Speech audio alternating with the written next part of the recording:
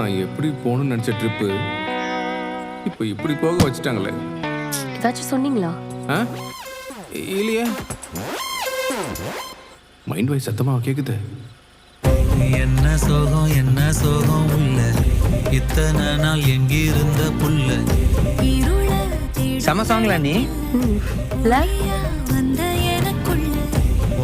நிலா, முதல்ல ஏதாவது சாமி பாட்டா போட்டு போலாமேப்பா. அதுவும் கரெக்ட் தானே. ரைட்டு. ஹனிமூன் ட்ரிப்பை ஆன்மீக ட்ரிப்பை மாற்றிட்டாங்க. எல்லாம் என் நேரம். சோடா, வண்டி எடுக்கலையாடா நீ?